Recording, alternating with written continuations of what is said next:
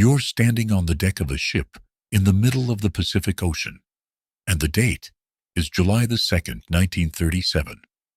Somewhere out there, past the horizon, a small silver plane is running out of fuel.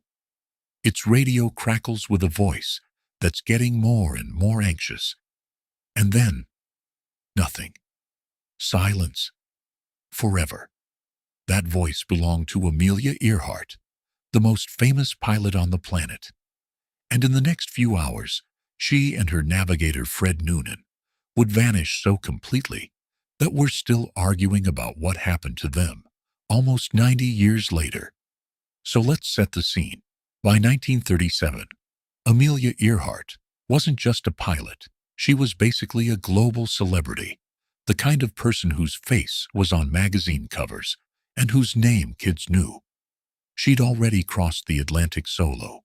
She'd set speed records, and now she wanted one last massive achievement to cement her legacy, to fly around the entire world, following the equator, which made the trip about as long as a circumnavigation could possibly be. Roughly 29,000 miles. By late June, she and her navigator Fred Noonan had already knocked out most of it. They'd island hopped across South America, Africa, India, Southeast Asia. What remained was, on paper, all the easy part. Hop across the Pacific, refuel at a series of tiny islands, and head home to California as a legend. The problem was the next leg. From Lae, New Guinea, they had to find Howland Island, a strip of land so small and flat, it's barely a dot in the middle of the vastest ocean on Earth. We're talking about a target roughly 2 miles long, in an ocean that spans 64 million square miles. To help them find it, the U.S. Coast Guard ship Itasca was stationed near Howland, ready to guide them in by radio. And this is where things start to go wrong. Earhart took off from Lae on July the 2nd with about 1,000 gallons of fuel, enough, in theory, to make the roughly 2,200-mile journey with some room to spare. But almost immediately, the radio communication between her plane and the Itasca turned into a nightmare of mismatched frequencies and missed connections. She could sometimes hear them. They could barely hear her. Neither side could get a fix on the other's position. Her final transmissions, the ones that still give people chills, describe a plane running low on fuel, unable to locate the ship, flying blind over an empty ocean. And then the messages stop. No wreckage, no confirmed crash site, no bodies, just an empty radio channel, and a search that, at the time, was the largest and most expensive in U.S. history, covering 250,000 square miles of ocean, and finding absolutely nothing. So what actually happened? Here's where the story splits into a few competing theories, and honestly, each one has just enough evidence to keep believers arguing. Theory 1. The official one. They simply ran out of fuel and crashed into the ocean near Howland Island. This is called the crashed and sank theory, and it's the most boring answer. But boring doesn't mean wrong. Given the math on their fuel supply and the difficulty of finding a 2-mile island in open ocean using 1930s technology, this is genuinely the most statistically likely outcome. The plane and its occupants simply went down in deep water and were never recovered. Case closed, probably, except a lot of people don't want it to be that simple. And that's where Theory 2 comes in. The Gardner Island theory, sometimes called the Nikumaroro hypothesis. The idea here is that Earhart and Noonan didn't crash into open ocean, but instead flew onto a different island, an uninhabited coral atoll, now called Nikumaroro, about 350 miles southeast of Howland. Researchers with a group called TIGAR, the International Group for Historic Aircraft Recovery, have spent decades investigating this island, and they've found things that are genuinely tantalizing. A piece of aluminum aircraft skin that could match Earhart's plane. a woman's shoe from the 1930s, a jar that once held freckle cream, which, weirdly, Earhart was known to use.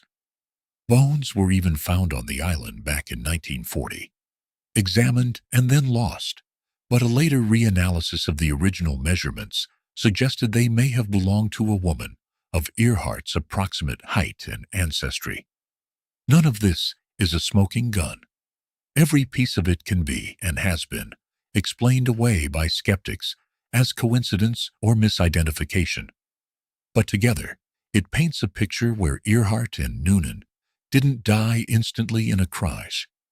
Instead, they may have landed on a reef, survived for days or even weeks as castaways, sending out garbled radio signals that some listeners on the mainland actually reported hearing, and then slowly succumbing to exposure, thirst, or injury on a remote and unforgiving island.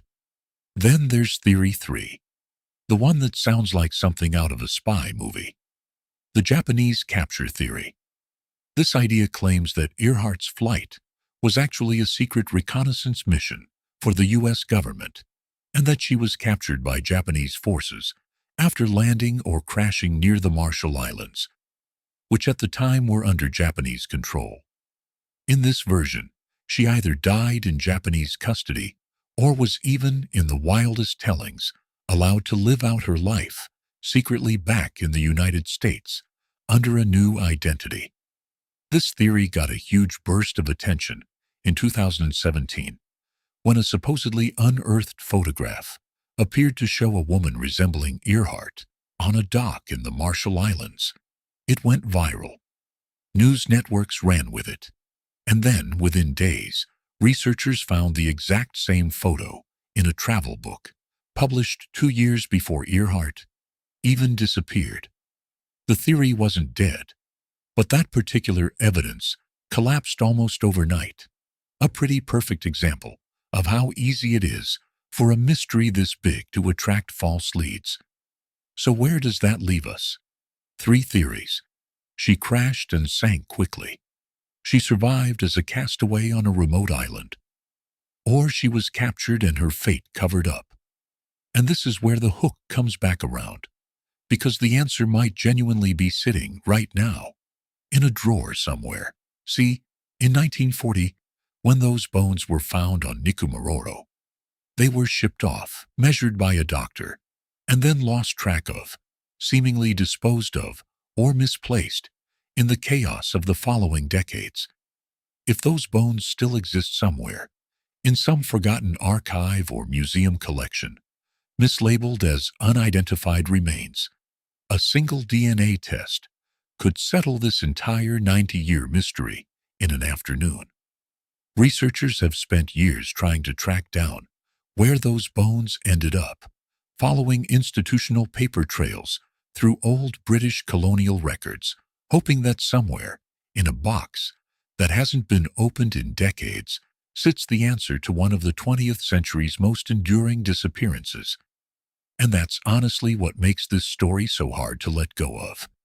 It's not that we lack theories. We've got plenty. It's that the actual physical proof to end the debate might not be lost forever in some inaccessible ocean depth. It might be sitting on a shelf, quietly mislabeled, waiting for someone to open the right drawer and finally ask the right question. Until that happens, Amelia Earhart remains exactly where she's been since 1937, suspended between the last radio signal anyone ever heard from her and the truth we still haven't quite managed to catch up to.